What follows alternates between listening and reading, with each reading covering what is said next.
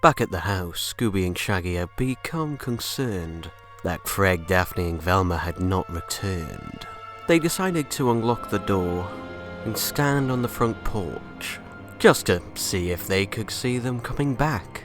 After all, although they were concerned, their fears for what might be out there kept them at bay.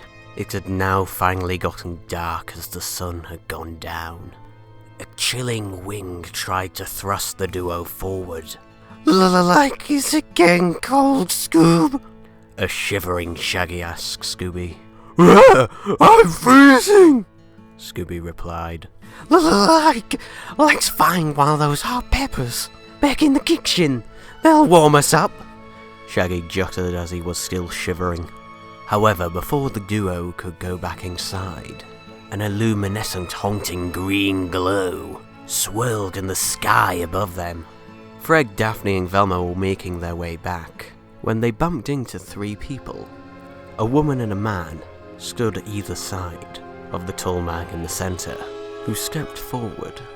"You'll be lost on these islands?" he asked the gang.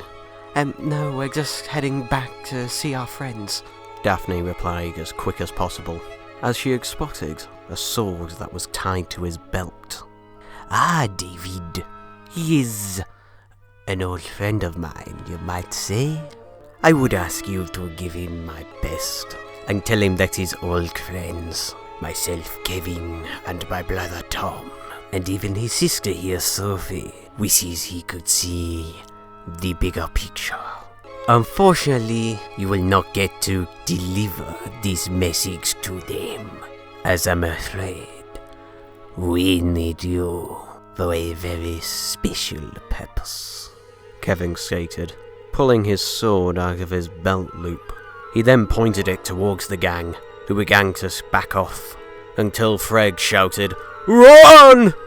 The three of them sprinted off. Kevin turned to his two comrades. "Quickly, we must capture them, but only use swords if necessary. They must be captured alive."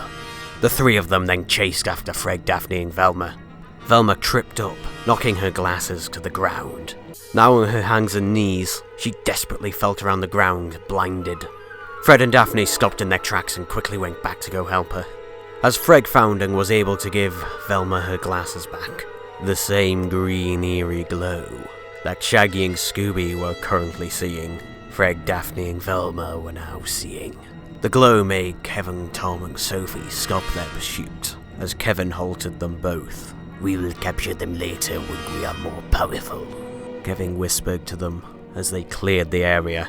Now the green haunting swirl in the sky had become even larger. Then bits of it shot out to the ground like tentacles, reaching in various places all around the island simultaneously.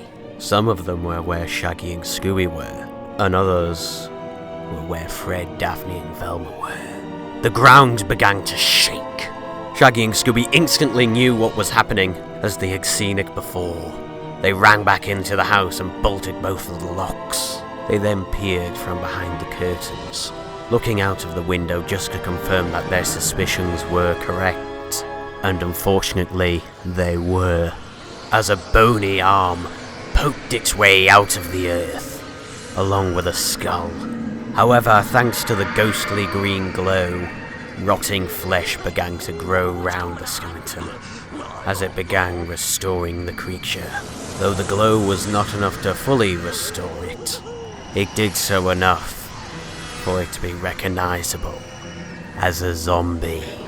This was also happening simultaneously where Fred, Daphne and Velma were, zombie after zombie rising up. David helped Shaggy and Scooby to barricade the door with everything that they could find.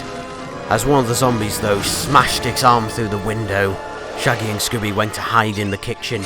The two were shaking, scared out of their minds in the pantry. However, they heard noises. It sounded like bones breaking and snapping. Had the zombies gotten David, the two of them were able to work up the courage just to peer back into the front corridor. They then saw David stumble around a bit. He then opened the secret passageway that was under the stairs that led to the underground cave where the gang had previously been nearly drained of their life force. David then stumbled down the stairs, falling over as he did so. He was in pain, however the pain was not because of the fall.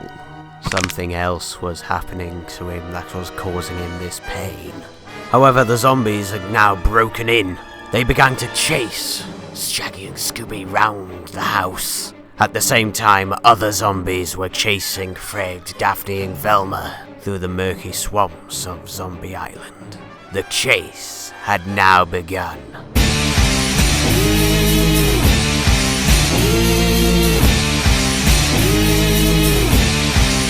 You hear the screeching of an owl, you hear the wind begin to howl.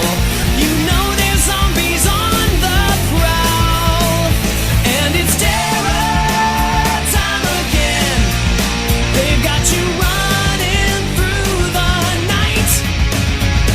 It's terror time again, and you just might die of fright. It's a terrifying time.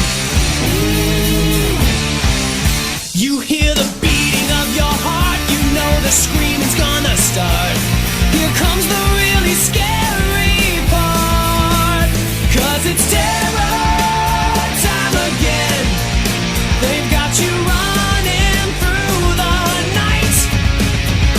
It's terror time again. Oh, you just might die of fright. It's a terrifying time. All the trees begin to moan, and the monsters grunt and groan, rotting faces full of slime. Don't you know it's terror time? And it's terror time again.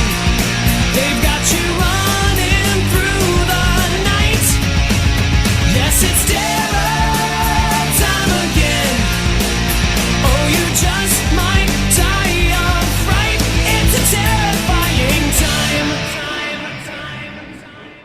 The zombies had cornered Fred, Daphne and Velma, completely surrounding them.